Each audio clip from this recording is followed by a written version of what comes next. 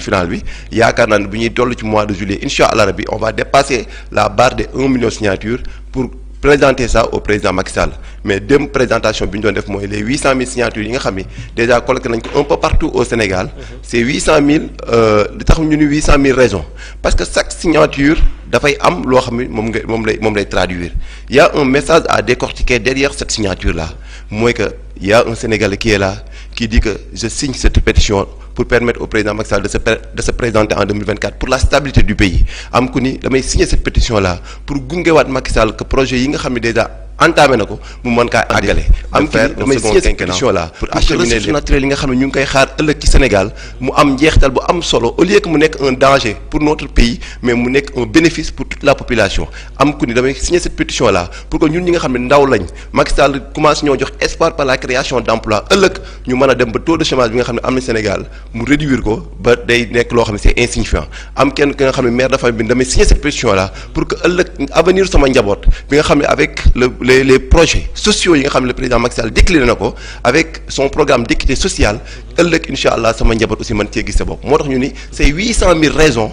par rapport à ça yoo xam ne ces Sénégalais ñoom ñoo ñëw montrer ko ñoo ñëw exprimer leur vœu ñoo ñëw exprimer librement ni président Macky Sall ñoo bëgg en 2024 nga nekkaat le candidat de la stabilité le candidat de la paix sociale le candidat de l'unité nationale le candidat pour un Sénégal émergent pour un Sénégal stable mais pour un Sénégal boo xam ni jeunesse bi dañ ci gis seen bopp mag ñi aussi tamit épanouir ci pour que ëllëg suñu dëkk nekk ci ay assises yu am solo. effectivement 800 000 raisons pour continuer mooy li nga xam ne moom la Abdoulaye Dieye wax alors ci moment boobu ngay wax 800 000 raisons pour continuer ci moment boobu nga expliquer que 800 000 personnes yi nga xam ne ku ci nekk rek sa signature am na li nga xam ne moom lay tekki am na lu muy traduire ñu gis ni ci dialogue bi nga xam ne moom la ñu woote bi njiitu réew mi Macky Sall sax woote bi nga xam ne moom moo waral signature yooyu ci dialogue boobu ñu gis ni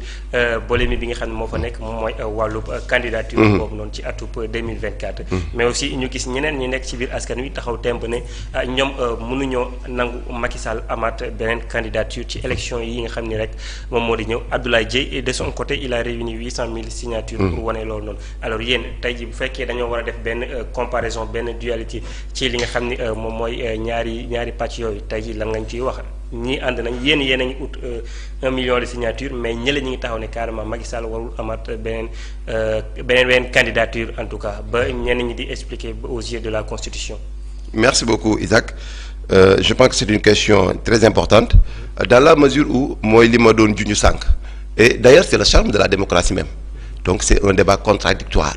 ñi danaan bëgg naa ñi neen bëgguñu ma mais lépp dans les règles de l'art comme ni ma koy waxee mooy démocratie noonu la toujours c'est une contradiction d'idées confrontation d'idées la kii day wax fii kii wax fii ku nekk wax sa xalaat moo tax ma ne la ñun bi ñuy jug li ñuy ñëkk xalaat comme kat une idée très pertinente mooy dem def une consultation auprès des populations quoi qu'on puisse dire c'est la population qui a son dernier mot et c'est le peuple qui est souverain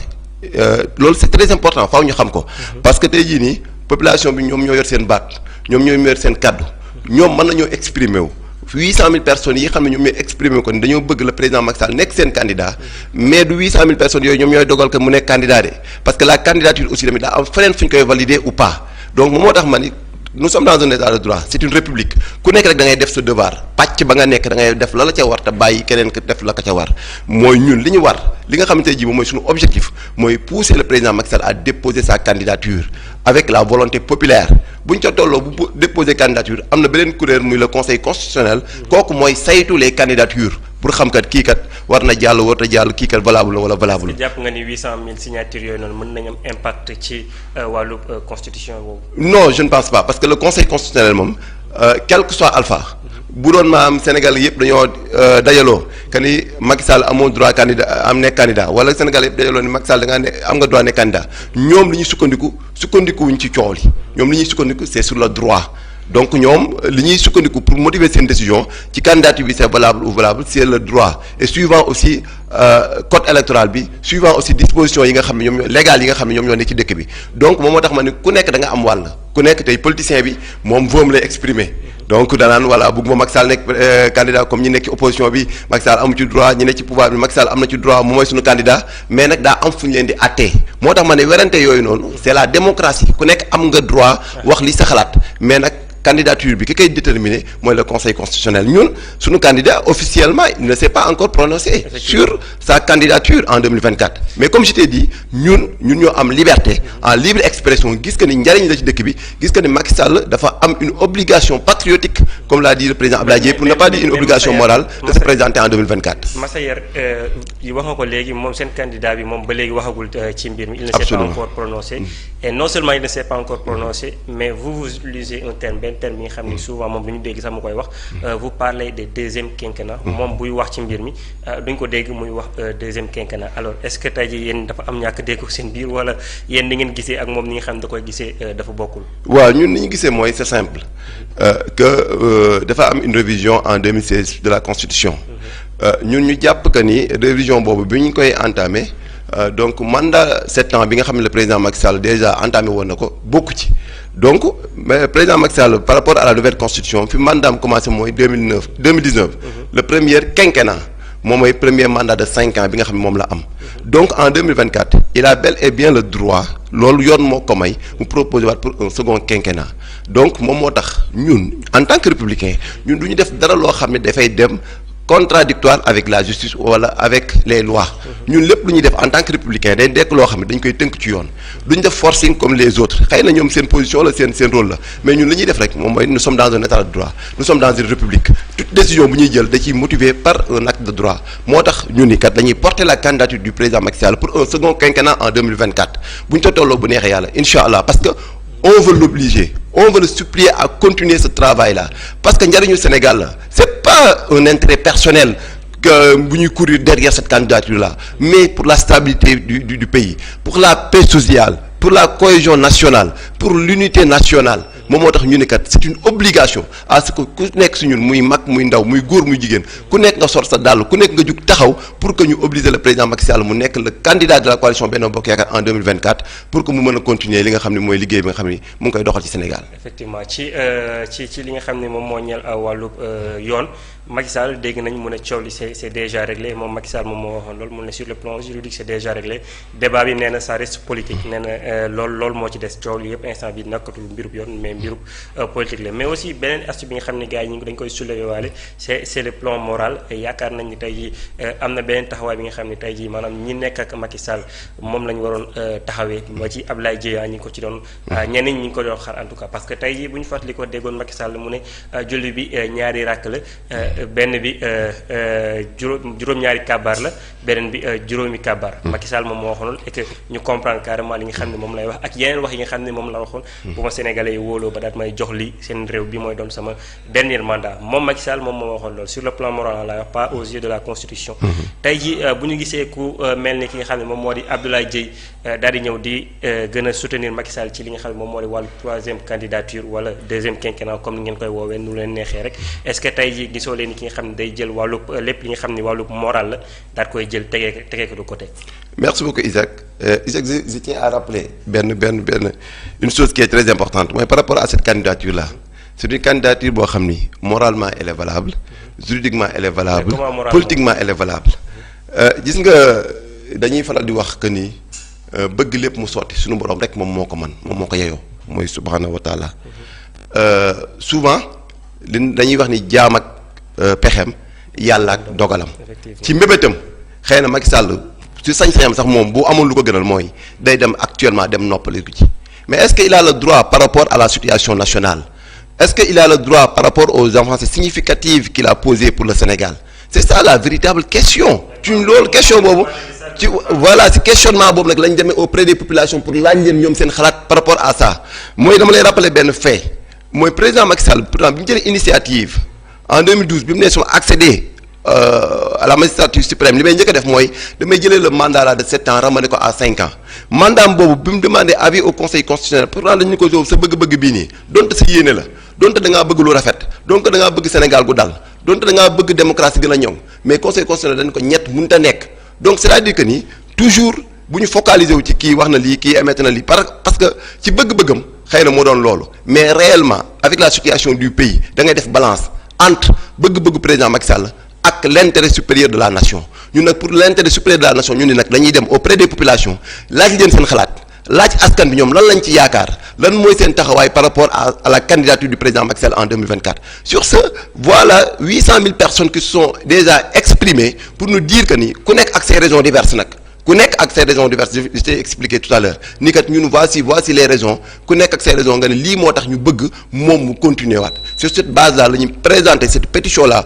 au président Macky Sall ki nag à lui d'en faire ce qu'il veut parce que après nag moom moo yor cëggal guyam moom mooy xool lan suite la ciy def mais en tout cas il y a une dynamique qu'on a notée et qu'on a remarqué par rapport à la population qui s'est dit que ni ñoom bëgg nañ le président Macky Sall continuer liggéey continuer nekk seen candidat pour 2024. En 2012 man je militais pas dans la coalition Benno Bokk Yaakaar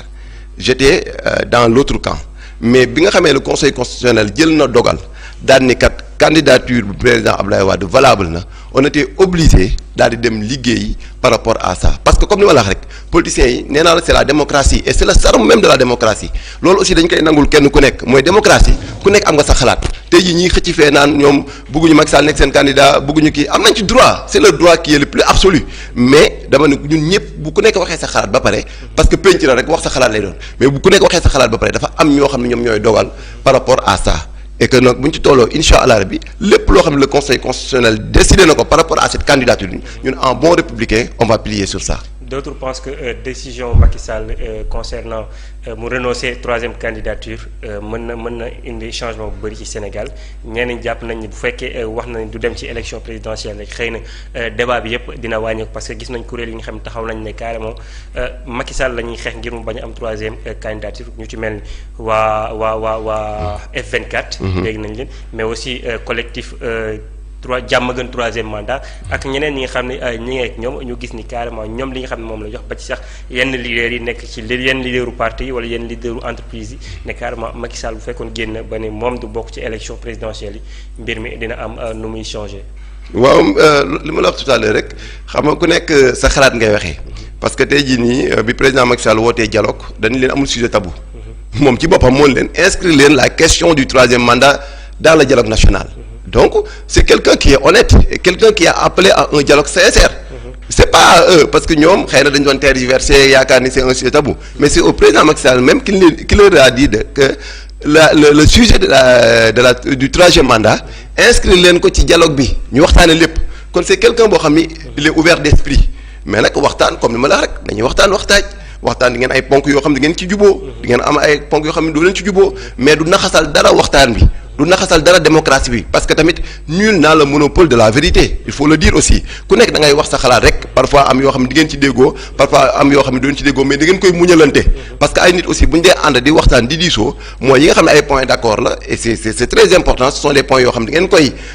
concrétiser ko ngeen capitaliser ko téye ko yi nga xam ne ay désaccord la mais ngeen bàyyi ko soumettre ko ak yoon moom mu doxal ko àtte ci loolu moom mooy république man dama bëgg toujours rek ñuy revenir aux fondamentaux de la république mooy que ñun ñëpp ñuy muñalante ñun ñëpp aussi tamit ñuy dem avec sincérité ku nekk aussi booy ñëw di waxtaan rek nga wax li nga xam ne mooy sa xalaat mais lañ ca tënk lépp ngeen bokk ko aussi tamit mu nekk loo xam ne ngeen koy doxal mais yaakaar naa ne boobu ba léegi aussi dialogue bi mu ngi déroulé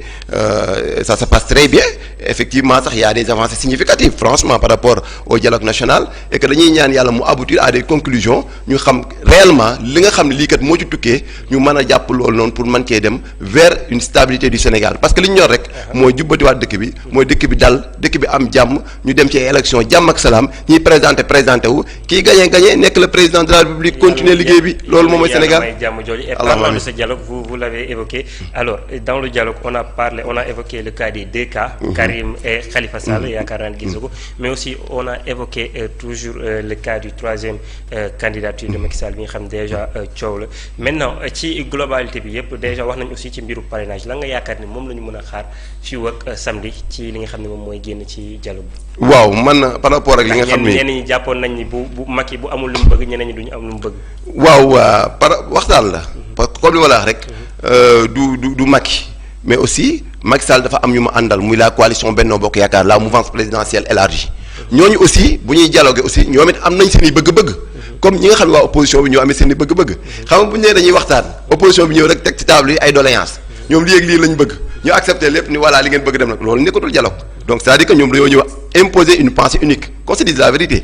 bu nee dialogue mooy da nga ñëw wax li nga bëgg ñee aussi wax li ngeen bëgg mu nekk une balance ñu discuter ba mu am équilibre ñu mën a tënk ci loolu moom mooy dialogue pour que les gens comprennent ça et je pense que ni li muy dérouler dialogue bi loolu moom mooy dialogue et que ñëpp ñu ngi koy magnifier pour le cas de Khalifa ak Karim dégg nañ que ni vraiment am na ay waxtaan yu ci am des avancées par rapport à ça notamment réforme ci code électoral bi L29 L30 bi pour permettre aussi tamit éligibilité yenn candidats yi nga xam ni amoon nañ ay gàllankoor avec la justice loolu tamit ñu xool nan lañ koy jubbantiwaat ba ñoom ñu mën leen a permettre ñu am une seconde chance parce que tamit dëkk lañ nekk comme ni ma ko waxee rek ku nekk tey jii nii mën nga def erreur ku nekk mën nga am jumte l'erreur est humaine aucune œuvre humaine n'est parfaite mais à un certain moment mënuñoo dawal yërmande teraanga bi nga xam ne moom la ñu xamante Sénégal yërmande bi nga xam ne moom la ñu xamante Sénégal dialogue bi nga xam ne moom la ñu xamee Sénégal waxtaan ak diisoo bi nga xam maanaam moom la ñu xamee Sénégal parfois loolu aussi tamit suñu arme la lay mën a doon pour que ñu mën ko utiliser pour régler yenn problèmes yi donc c'est très important je pense que ce sont des outils yoo xam ne c'est très important pour apaiser le climat politique pour apaiser la situation nationale et que incha allah bi lépp lu ci tukkee parti yépp rek am maturité tënku ci loolu appliquer ko ñu doxal ko li sëñ bi waxoon rek ñu gëmbu dóor. Alors ci biir dialogue bi ba léegi qu'en est-il de Ousmane Sonko déjà on remarque il est l'absent qui n'est pas là et on semble comprendre que moom il est le grand perdant ci li nga xam ne moom moo di mbir mi. D'abord avant ñoo am Karim Wade ak Khalifa Sall di am li ni mel ñu ngi doon wax naan xëy na tey am na nu ñuy décision ñuy jël dina arranger non seulement Khalifa Sall dina arranger Karim Wade mais aussi dina arranger Ousmane Sonko maanaam suppression article yooyu noonu tey ji bu fekkee article yi maanaam article on parle de l'article 27 28 29 même ba 30. ñu koy wax bu fekkee carrément génne nañ ko xëy na kaaw Ousmane Sonko tamit dina réglé wu mais gis nañu il est laissé en rade ndax li mu ñëwul ci dialogue bi moo tax mu doon genre sanction wala. waaw je pense que ni du sanction parce que booy dialoguer moom doo dialoguer sur des particularités mais da ngay waxtaan dans la généralité et puis c'est très important parce que les gens aussi duñ comprendre parfois day am noo xam day tukki ñu gis que ne arrangé wul benn ou ñaari nit loolu c'est ba ilaa yu mu di noonu lay man demee boo waxtaanee. tey jii nii boo jëloon bu doon 100% la mën naa arranger li ci ëpp solo rek mooy ñu xool par rapport ak waxtaan bi la proportionnalité par rapport aux décisions tey jii bu doon waxtaan ngeen après 96% décisions yi ngeen fa jëlee mu satisfaire les gens mais loolu lu positif la lu baax la mais tey jii boo ko bëggee jël rek benn par point par point wala ay particularités ça pose problème et je pense que waxtaan bi noonu la demee mooy ay points yoo xam dañ ko teg dans la généralité discuter ci. muy am ay amendement waxtaan am ci ba mu am équilibre ba mu tukkee ci loolu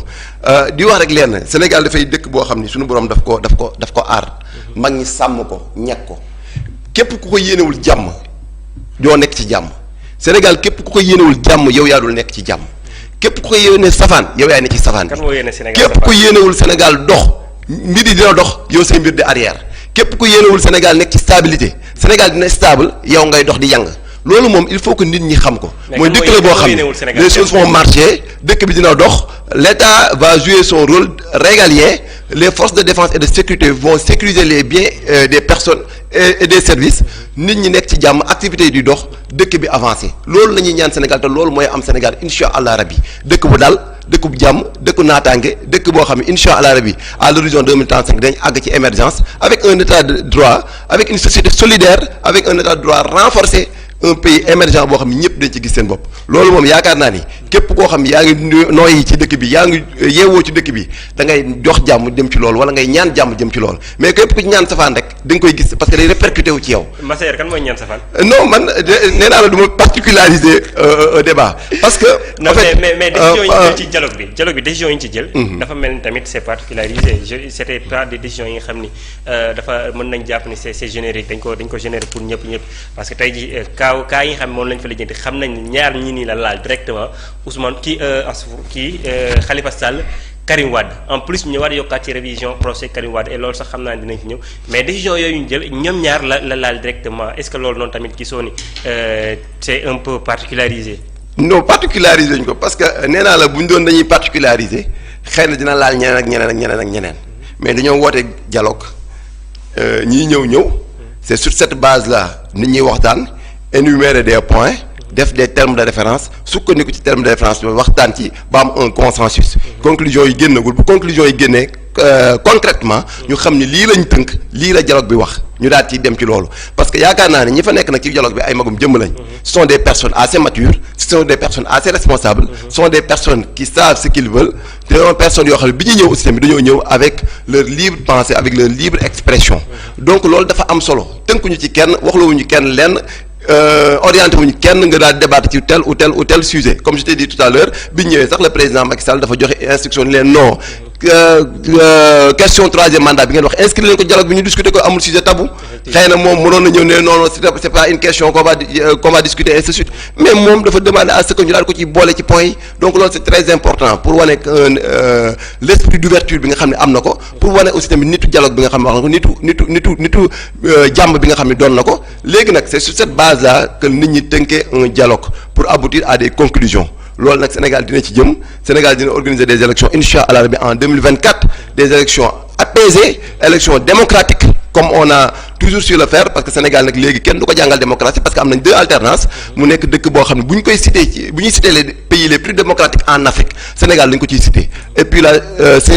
Sénégal image am bi nga xam ne am na ko ci monde entier kenn mënu ko naatamle par rapport ak taxawaayam ak dëgërlaayam récemment rek le président Macky Sall gis nañ ko ci mission bi nga xam ne demoon na defi ko pour dox jàmm dans la guerre russo-ukrainienne ci lépp foo xam ne tàkk-tàkk am na fi dans le monde et en Afrique ñu woo ko kon loolu day wane kon posture diplomatique bi nga xam ne Sénégal am na ko loolu nag peut-être que nit ñi mën nañ di wax nii peut-être que nit ñi mën nañ def désinformation nit ñi mën nañ def manipulation mais ku xam di xool bu baax xippi say bët xam nga ni Sénégal pays bu ñu respecté la pays bu am taxawaay ci monde bi la pays boo xam ne la sa diplomatie n'est plus à discuter et à démontrer parce que nag fépp foo xam ne am na tàkk-tàkk ci réew mi ci monde bi wala ci Afrique dañuy appel au Sénégal pour que ñoom ñu ñëw dox jàmm loolu nag yaakaar naa ni comme ni ñu ko defee nii ci dëkk bi parce que le président Macky Sall boo gisee bi mu toogee ba léegi dafa instaurer le dialogue parce que moom la muy doxi bitim réew daf ko bëgg a régler d'abord dans son propre pays moo tax boobu ba léegi mu ngi woote dialogue di waxtaan ak nit ñi di diisoo ak nit ñi parce que Olof Ndiaye nee na bay sa wéyu oom donc il a très tôt compris que sa mission devait qu'il soit un père de famille le père de la nation bi ñu koy woowee moom il a très tôt compris que cette mission là daf ko war a matale ba mat sëkk te ñu ngi ciy sant yàlla ci jéego yi nga xam ne am na ko ci. effectivement ci ba léegi ci dialogue bi yaatu na loolu Massayer. alors am na aspect judiciaire bi nga xam ni nañ ko ci laal c'est le cas de Karim Wade sànq wax naa ko déjà li nga xam ne moom moo di révision procès mu demandé woon na ko. mujjee nañ ko am gis nañ ki nga xam ne moom moo di Mimi Touré taxawaay bi nga xam ne moom la am jàngat bi nga xam ne moom la am moom déjà. elle dit que voilà pseudo dialogue la dialogue bi nga xam ni faux dialogue lañ ko mën a woowee ci gis-gisam et que li nga xam ne moom moo di 138 milliards yi nga xam ni Karim Wade ameeloon na ko trésor déjà sénégalais yi war na mën nañ kaa suul parce que ubbiwaat nañ li nga xam ne moom moo di procès wu Karim Wade boobu. waaw loolu. est-ce que tey jii maanaam li nga décision bi nga xam ne moom lañ ci jëloon justice sénégalaise est-ce que tey jii Macky Sall day regretter décision boobu wala lan moo waral persister wul ci amnistie bi mu ko bëggoon jox rek. non c'est pas un regret comme je t'ai dit nous on attend d'abord les conclusions du dialogue pour mën a statuer exactement quelles sont les motivations de telle ou telle décision parce que tey jii bu nit boo waxtaanee dara. bañ tënk ko waaw loolu laa bëgg a wax foofu lañ koy mën a analyser mooy que ñun faaw ñu xam dialogue bi lan moo leen motiver ba tel ou tel projet ñoom bu ñu paree dañ def une conclusion wane que ni nag lii moo tax ñu déggoo ci lii parce que lii ak lii lañ ci jublu mais entre liñ ci jublu ak li nga xam ne lan moo am lan moo ci gën a nekk intérêt supérieur du pays lan moo ci indi stabilité du pays est-ce que lii ñu ci li finalité bi mu am day indi dal ci dëkk bi day indi jàmm ci dëkk bi day indi maanaam juboo am ci dëkk bi day indi des liens stables entre l'opposition et le pouvoir je dis pas que day fa war a am une cohésion directe entre l'opposition et le pouvoir parce que en démocratie c'est normal que le pouvoir joue son rôle l'opposition joue son rôle mais on doit avoir une opposition républicaine c'est-à-dire que pourquoi je dis une opposition républicaine mooy forme d'opposition bi ñu gis Sénégal avec une violence inouïe loolu yaakaar naa ne képp ku yeewoo ci dëkk bi muy journaliste muy kilifa diine muy homme politique muy acteur social muy acteur économique pour man képp kuy yeewoo ci dëkk bi da nga ko war a ñaawlu parce que bu ñu demee ba dëkk boo xam ne tey jii nii nit ñi dañuy jàpp magasin jàmbur yi di toj nit ñi dañuy jàpp les commerces des autres di toj nit ñi dañuy dem di attaquer les bus de Dakar Dem Dikk di attaquer les gares du TER di attaquer les gares BRT di jeunesse bi dem am benn violence boo xam ne c'est extraordinaire am ñoo xam dañ leen a rax bëgg ay sambabo yoo xam ne dañoo bëgg a ñëw déstabiliser dëkk bi bëgg cee dugal lu ci amul yaakaar naa ne laaj na nag ñun ñi nga xam ne ñoo bokk réew mi te comme si mënuñu kaa pàccoo ñu toog pencoo ko waxtaan waxtaaj xool li nga xam ne moom mooy njariñu askan bi njariñu réew mi li nga xam ne mooy dalal mooy indiwaat jàmm dëkk bi dal ñu tënku ci loolu pour mën a dox jëm ci loolu yaakaar naa c'est très important et c'est dans ce sens-là que tous ces points-là ont été inscrits dans le dialogue national pour que ñu am une situation boo xam ne au finish dañu am des résultats yu concordants, des résultats yoo xam ne dina garantir la paix et la cohésion nationale. mais révision procès bi ba léegi à part Mimi Touré keneen waxaat na ci ku ci mel ni ñoom Bougane wax nañ ci tey jii sax bu ñu xoolee ci yéenekaay yi nga xam ne moom mooy bu dee média bi maanaam tribune ñu ngi gis ñi ngi naan Macky Sall tey jii maanaam ubbilaat na bunt bi ñaari ñi nga xam ne dañoo sàccoon loolu la ñu wax ñoom loolu mooy seen wax est-ce que tey jii maanaam sànq mooy li nga xam moom laa la doon laaj ndax Macky Sall li mooy maanaam li nga xam moom la ci moom la ci bëgg ñenn ñi loolu lañu jàpp li nga xam moom la ci bëgg am c'est-à-dire maanaam gars yi nangul ko li nga xam moom mooy 3e mandat am est-ce que tey jii ni loolu tamit amul rôle bu mu ci joué.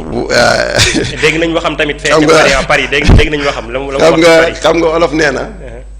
kuy sëlam sa wujju xaw ma ginnaawam du set. donc c'est normal certains hommes politiques se sentent menacés parce que xëy na ñoom dañuy jàpp ni bu langue bi yaatoo seen chance day réduire et c'est ça la démocratie aussi. dañoo war a yaatal dañoo war a yaatal langue gi ba képp koo xam ne tey jii nii bon amul benn jafe-jafe boo xam ne war na la mën a téye nga bokk ñu waxtaan pour xool na lañ mën a organiser des élections parce que en fait li tax Macky Sall instruire le président Macky Sall instruire le dialogue national ci bëgg-bëggam la moom moo bëgg à ce que ñu xool nan la ñuy mën a yombale la participation de tout un chacun pour ces élections là bu sañoon yàlla xam na ne bu sañoon ñëpp ay bokk mais comme li ma la wax rek bëgg-bëggam du li nga xam ne moom war a am forcément parce que dañoo nekk dans un état de droit donc loolu aussi il faut que ñu comprendre ko donc par rapport à certaines postures là au niveau de l'opposition c'est normal parce que comme ni ma ko waxee rek opposition bi dañoo ànd ñàkk pexe c'est-à-dire que ñoom coalition par défaut la dañoo ànd bokkuñuy intérêt ku nekk bëgg sa morom suux pour que nga jug donc Bougane bu waxee fii Mimi Touré wax fële Sonko wax fële ñu doonantey bopp ñoom tojontey sànnantey xeer c'est parce que kenn yéenewu sa bopp jàmm muy voilà dañuy bëgg ku nekk da ngay bëgg sa morom suux pour que yow nga taxaw wala yow ngay def semblant di wan kii kat man damay ñëw soutenir la damay ñëw montrer la ma sama sympathie pour maanaam charmer sa électorat wala charmer yow sympathisants yi nga xam ne amoon nañ ci yow ñu naan kii kat moo ko manifester sa solidarité ainsi de suite c'est que dañuy nekk ñoom dans des calculs d'épicier dans des calculs politiciens et c'est normal dañ leen koy concéder c'est ça mais toujours en est-il que ñun ci la ñuy dox jëm mooy li nga xam ni mooy l'intérêt supérieur de la nation comme je t'ai dit et dans ce sens là yaakaar naa ne wax dëgg neex yàlla dialogue bi mu ubbee ba léegi mu ngi ci sur de bonnes bases. alors xam naa ni waxtu baa ngi commencé dab ndànk ma laaj la Massayer Macky Sall ñu dégg wax ji nga xam ne moom la wax ci Paris mi ngi fa jamono ji ngir benn sommet pour un nouveau pacte financier mondial alors ñu daal di gis ñi nga xam ne ñoo nekk ci diaspora ba nañ ko dalalee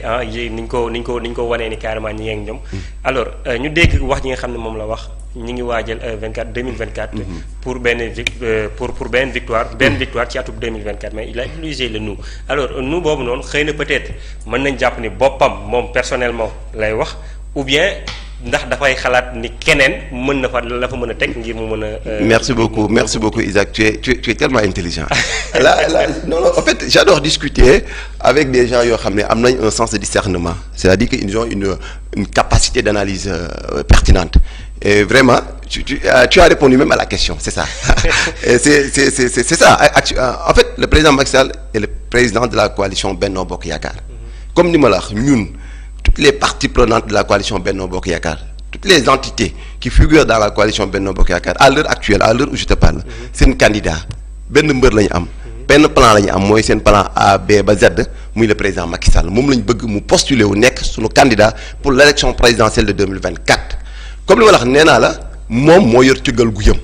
ñun bu ñu nasee suñuy xalaat proposer ko dox ci mu jëm suñu candidat obliger ko ni ko nag c'est un pacte moral c'est un devoir patriotique que tu dois avoir pour poser cette candidature là après moom moo am cëggal guyam pour décider ce qu'il en veut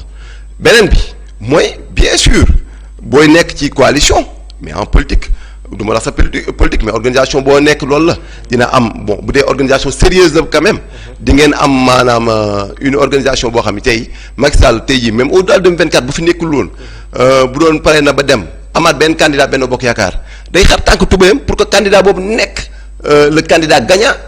pour que victoire bi ñëw à la coalition Benno Bokk Yaakaar c'est une coalition qu'il a fondée lui-même donc c'est une coalition qu'il a bâtie donc pour rien au monde élection yu mënti ñëw muy élection présidentielle élection locale élection législative élection yu mënti ñëw lii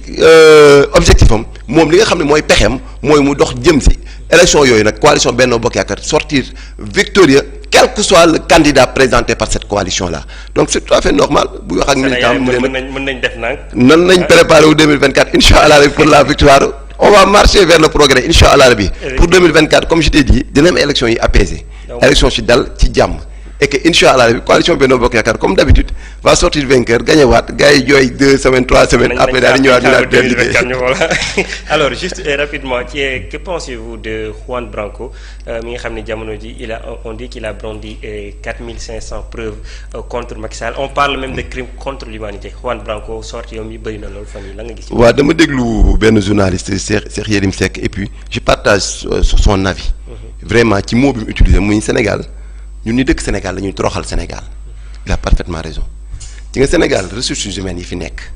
borom kàngam yi fi nekk xam-xam yi fi nekk ñi nga xam te yi dañoo taxaw nekk ay kàngam yi Sénégal mais sénégalais moom moo mën a jël ñëw ci koo xam ne tekkiwul dara kenn xamu ko tojul fenn ba ka bayal di ko jox buzz c'est du n'importe quoi ce qui se passe au Sénégal ces pays boobu muy wax le ministre Sidiki Kaba moo ko fa ëpp connaissance fop moo ko fa ëpp liggéey fop moo ko fa ëpp taxawaay fop parce que ba mu fay taxaw di fa liggéey am fay responsabilité boobu nekkul woon sax ministre fii Sénégal donc moom bu taxee di wax naan day yóbbu Sénégal CPI ak am nay 4500 preuves ak yooyu c'est parce que rek day wane que ni xale bu ndaw la buy fo te xale bu ndaw la nag comme ça xale la buy fowantu di wax lu ko neex da nga koy bàyyi muy délirer mais su ma gisee ñu koy jox importance wala di ci débat sax dama naan non vraiment les Sénégalais ne comprennent pas quoi les priorités. parce que Sénégal priorité day taxaw fii ñu bëgg a taxaw ci ndangaamu ci yoo xam ne amul bopp amul genn xam nga bu Juan Branco xaw ma nu ñu koy woowee naan dafa yor ay 4500 ak 5000 preuves xaw ma day dem CPI ainsi de suite c'est parce que xale bu ndaw la buy wax rek boo xam ne li muy wax xamu ci dara il ne maîtrise absolument rien du tout de ce qu'il dit bon c'est dommage nag ba xaw ma nag ak France ni mu bëree ay kàngam ak ay avocats yu taxaw ba waa ji di jël ko comme avocat am c'est parce que ils sont dans la farce. ñoom ñu ngi ci théâtre ñu ngi ci dans la manigance ñu ngi ñoom xamuñu lii république parce que à l'heure où on parle des choses sérieuses ñoom ñu nekk naan dañuy kaf dañuy foog ree c'est parce qu'ils n'ont rien compris. et je pense que li nga wax xëy na am na solo am na li nga xam ne ñun Sénégal war nañ ko mën a lijjanti suñu bopp. on parle toujours d'Abdoulaye Dièye xam naa ci moom lay daanelee. gis nañ fan yi ñu génn tontuwul sax ci wax jooju noonu ñi ngi doon wax ci moom ci AIBD. ci recrutement yi nga xam ne moom lay def ñi ngi ñenn ñi doon ne syndrome poste moom mooy bu ñu deful ndànk moom moo koy dal parce que on parle des recrutements pléthoriques non seulement des recrutements pléthoriques mais des recrutements yi nga xam ni dañoo am caractère politique tout ça alors tey ji moom dégguñu ko mu tontu yaakaaroon naa ci sortie bii ni mu génn dina ci wax mais j'ai vu waxu ci dara wax na ci li nga xam ne wax na ci yeneen mbir yi nga xam ne xëy na moom la jàpp moo gën a am solo alors yow loolu nga ciy wax tey jii. waaw merci beaucoup Isaac yaakaar naa ni loolu moom voilà comme on a fait rek ay articles de presse yooyu mënut a ñàkk ci homme politique et que ñun yàlla dafa def nag Isaac li ma lay wax leen dañoo judd rek jàngonte ak yu mel noonu même bi président Abdoulaye Dièye amul aucune responsabilité dafa judd rek voilà jàngonte ak situation yu mel noonu. toujours gars yi di attaque di daw ci moom di ñenn ñi commandité ay articles de presse ñoo fay benn 300 400 000 ñu génne quelque chose wax noonu on sait tout mais bon en fait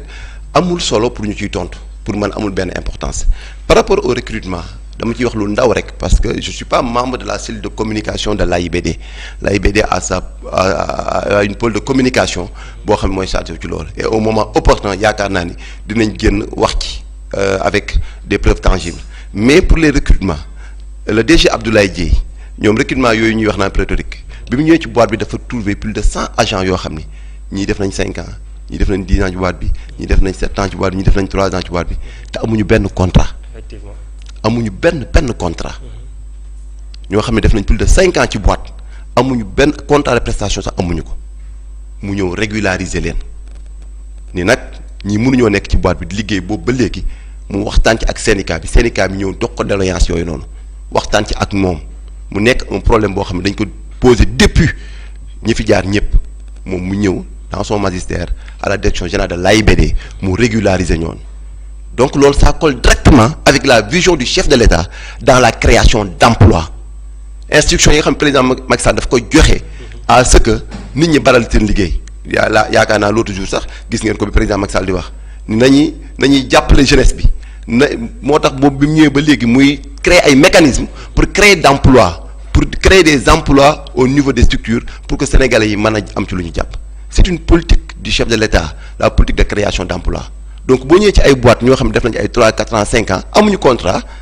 mais pour man yow en tant que directeur général war nga xar sa tànk tubéy ba ñooñu nga mën leen régulariser. ñenn ñi ne ndaw APR yi ñoo gën a bëri si ñuy régulariser. c'est ce que je te dis là mën nga dem nga vérifier ko à l'AIBD c'est la régularisation de ces agents là léegi nag mais nit ki nga xam moom dafa choisir délibérément pour wax ay mensonges pour wax lu dul dëkk mais kooku mënoo kaa tere ni ko doo wax dëgg da nga koy bàyyi xëy na xelam foofu la toll da nga koy bàyyi mu wax ëllëg dina wéet ak bàmmeelam c'est-à-dire que je te dis que ni les gens sont malhonnêtes les gens sont animés de mauvaise foi et que ñiy wax ñëpp xam nañ la situation ni mu demee léegi nag ñun on a préféré ne pas répondre à ça mais politiquement ñun li ñu mën a wax par rapport à notre leader c'est quelqu'un boo xam ne bi mu commencé di gérer une entreprise mais il est commencé du néant quelqu'un boo xam ni fi mu commencé mooy dans la phase de création d'entreprise idée de projet d'abord ci idée de projet la commencé ba création d'entreprise dem ba phase maturation ba phase de croissance ba entreprise am taxaw ba entreprise am nekk un des principaux concurrents des grandes entreprises yi nga xam ne ñoom ñoo nekk au niveau du port de Dakar donc kooku kenn du ko jàngal management entreprise leneen la ñuy wax koo xam ci entreprise phase de projet nga ko jëlee def création def maturation ba croissance ba taxawal entreprise bi yaakaar naa ne bu ñu waxee une entreprise boo xam ne déjà il y a un existant tu ne fais que la gestion kenn waxaale wu ko donc am na yoo xam ne boo defee sa xalaat rek yow boo utiliser sa xel da ngay xam ne yanuwul maanaa donc c'est le président Abdoulaye Dièye c'est un manager voilà c'est une capitaine d'entreprise c'est quelqu'un boo xam ni xam na nan la ñuy jubbantee entreprise nan la ñuy doxalee entreprise nan la ñuy développer entreprise nan la ñuy rassurer les agents yi nga xam ne ñoo fay liggéeyee nan la ñuy indee un climat social pour permettre une productivité de l'entreprise pour que entreprise bi mën a jëm ci kanam donc koo xam ne la lool ci xelam ci loolu la màcc ci loolu la taxaw yeneen yi nag sont des choses yoo xam ne wax dëgg yàlla ñun li naan gumba talaleen lu tëbiteen wax dëgg neex yàlla doo jiitu ki jiitu moom la ñuy wax ci ginnaawam te boo bëggee jiitu nag saa yu nit ñi waxee ci yow nga gestu tontu yaakaar naa doo yegg fa nga jëm donc on les laisse le soin de parler de continuer à parler voilà ñun on va continuer sur le temps de l'action avec des résultats satisfaisants. la mooy doon sa dernier mot waxtu bi dab nañu pare bëggoon naa ñu gën a yaatal. waxtu bi dab nañu voilà déjà sax voilà lu bëri ñu bëggoon a développer donc on n'a pas eu le temps de développer ça parce que le temps est tellement court mais di sant yàlla bu baax di leen gërëm aussi ci dalal bi comme ni ma koy waxee aussi di rassurer les Thiessois mais également di rassurer les militants et sympathisants du mouvement Siggi Jotna mais di leen féliciter ci engagement bi nga xam ni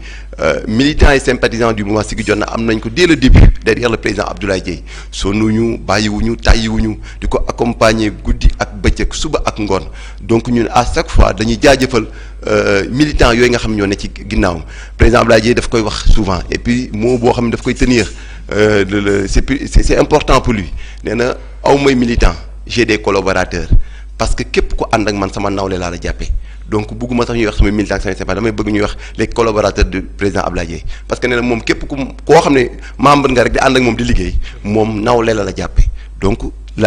voici la dimension de l'homme c'est un homme humble c'est un homme ouvert d'esprit un homme généreux un homme qui a le sens de la générosité du partage un homme qui œuvre pour le développement de son pays mais le développement de son terroir son Thiès natal à qui il a beaucoup d'affection donc kooku nag dañ ko war a ñaanal mu am jàmm dañ ko war a ñaanal mu yegg dañ ko war a ñaanal yoon bi nga xam ne jël na ko pour accompagner le président Macky Sall dans sa vision d'un Sénégal émergent Sénégal lu dëgg Sénégal lu jub Sénégal lu naataange Sénégal boo xam ne un état de droit renforcé Sénégal boo xam ne day am une cohésion sociale kooku du ñu ñëpp ñoo war a jug jàppale ko ci yoon boobu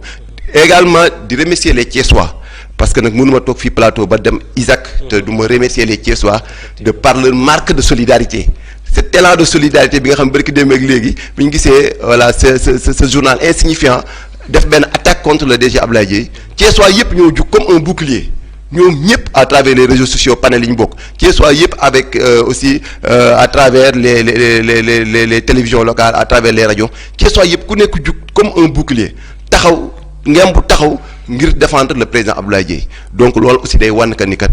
nit boo nekkee ci dëkk jubbool ak say mbokk parce que boo jugee ak say mbokk rek ñoom tamit ëllëg lépp lu xew ñoom ñooy taxaw jàppale la mais di ñaan rek incha allah rabi en 2024 notre candidat le président Macky Sall sortira victorieux au premier tour ñu doxal liggéey bi àggale Sénégal ca kanam avec les ressources naturelles le pétrole et le gaz Sénégal lu natange ndaw ñi mën a am liggéey bu décent am ci lu ñu jàpp ñu wàññi la taux de pauvreté jubbantiwaat Sénégal teg la ko sur les rails de l'émergence dëkk bi dal dëkk bi am naataange di la gërëm di la sant di jaajëfal bu baax nag ci invitation bi. incha allah ñu ne incha allah rek ñaan loolu noonu yëpp di la jaajëfal bu baax yow. jërëjëf